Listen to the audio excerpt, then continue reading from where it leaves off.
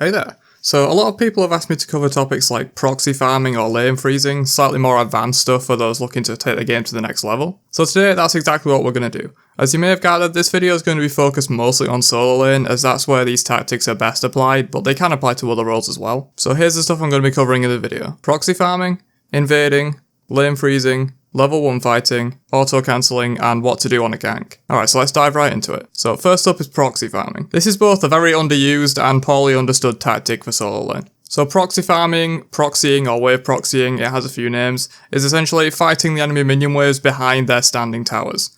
This is usually done behind tier 1, going all the way behind tier 2 to proxy is usually too risky. So why would you want to proxy? Where is it useful? What benefits does it give? Well, if you've already dealt with the enemy wave before it even gets to the middle of the lane, you've essentially bought yourself time to do something else. If you proxy an enemy wave, you're done clearing wave before your wave even gets out of tower. So while the enemy is dealing with your wave as it comes out of your tower, you can invade, rotate, back to base if you need to, or even just harass them while they're trying to clear your wave for some poke. Since often if the enemy solo sees you proxying, they'll rush to your tower to clear the wave as fast as possible. You can often catch people out as they're rushing to get your wave by doing that. So that's basically what proxying does for you. It frees up time for you to do something else, allowing you to maximise your gameplay. However, proxying isn't all sunshine and rainbows. Being stuck between two towers with essentially only one way out is risky, and thus you should only proxy if you know it's safe or if you're very far ahead. I mean so far ahead you could safely fight two people and get out. Because if you proxy a wave, especially if you do it multiple times over, the enemy is going to start catching on and start ganking you, possibly resulting in your death. You've also got to be ready to potentially fight your enemy laner.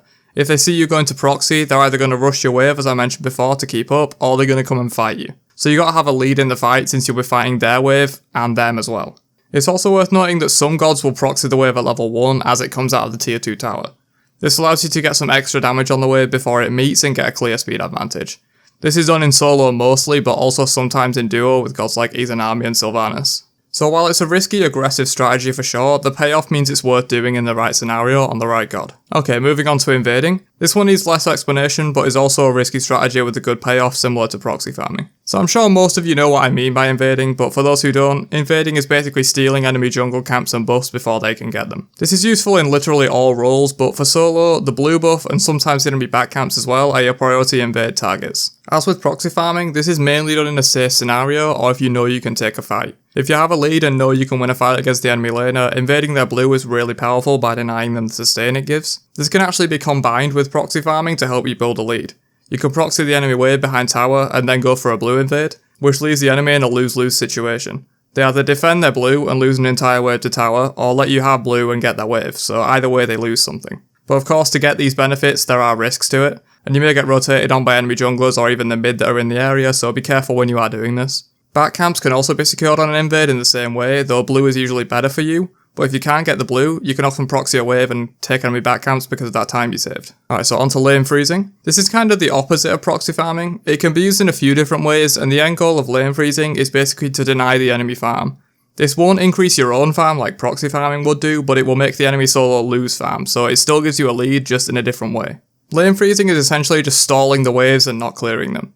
This seems counterintuitive, but it does have a few uses, mostly when the enemy isn't in the lane. Say the enemy goes to clear their own blue for example. You can freeze wave in lane, which causes a few of your minions to die before the enemy gets back, and the enemy misses the farm entirely for those minions, the gold and the XP. Whereas if you shoved it to tower, all they would lose would be the gold. This is more of a defensive strategy, but it can still be applied to aggressive strategies as well. Defensively, freezing is usually done when you're either behind in lane or don't want to fight the enemy laner for whatever reason. You can freeze lane in these cases to stop your waves pushing, since if your wave pushes all the way to the enemy tower, you're going to have to push up yourself to get that farm, which could be risky. Freezing allows you to get that farm much closer to your own tower so you don't risk dying quite as much.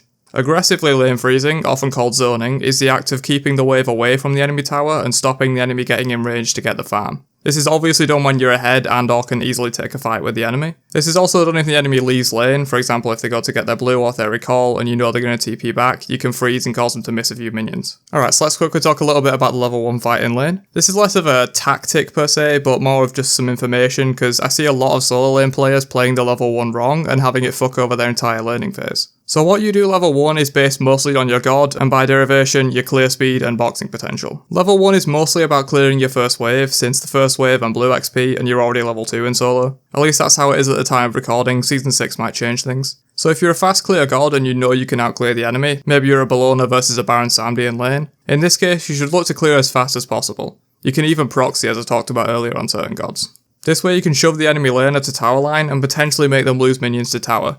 They're probably not going to miss the XP, but they will miss some gold, and it gives you plenty of time to get back to your own blue buff before your jungler clears it, so you can easily get level 2. If you've cleared really fast and you're feeling ballsy, you can also try and contest and steal the enemy blue here, but be careful of that because if your jungler's not there, you might die in the 1v2. If you're on the receiving end and are losing clear, just look to get credit for as many minions as you can and don't overextend. Usually just getting the melee minions is enough and you can ignore the archers and get credit for them later, just make sure you get back to your blue buff so you can hit that level 2. That's the big thing really about getting the blue buff XP, because otherwise you need to start clearing the start of wave 2 to even hit level 2, where the enemy solo laner will already be level 2 off of 1 wave and blue buff XP, and will bully you out super hard at wave 2. You do only need the big minion of blue though, the small ones don't matter. You can also force fights level 1 if the enemy is out of position. Like if you're winning clear super hard and the enemy is pushing up trying to grab the last bits of archers or something, you can poke them out or even go in on them and to force potions early, and maybe even grab their teleport. You can sometimes keep the enemy solo out of blue doing this as well if they're low enough, which really hurts them, so watch for signs that the enemy solo is overextending if you are winning clear. It could result in some good poke or even an early kill in some situations. Knowing whether you'll win clear comes with matchup knowledge, and sometimes it varies with different starts, like if the enemy grabs Mage's Blessing or something, they'll clear faster than with Warriors or Guardian's Blessing. So try to check out the enemy's starting build if you can. But let's move on to a slightly more brief topic, but still very important, that being auto-attack cancelling. So this is relevant on every solo laner, but is most relevant on melee gods, especially the ones with unique attack chains that aren't just 1-1-1 chains. Essentially you want to auto-attack cancel to avoid the long delay attacks and get your autos out faster. Take Osiris for example, his hit chain goes 0.51, 0.51. So ideally you want to be autoing between every ability to get that quick 0.5 auto attack off and cancel so you don't have to wait for the slower swings. This allows you to squeeze out little bits of extra damage faster and will allow you to win trades you probably wouldn't otherwise win.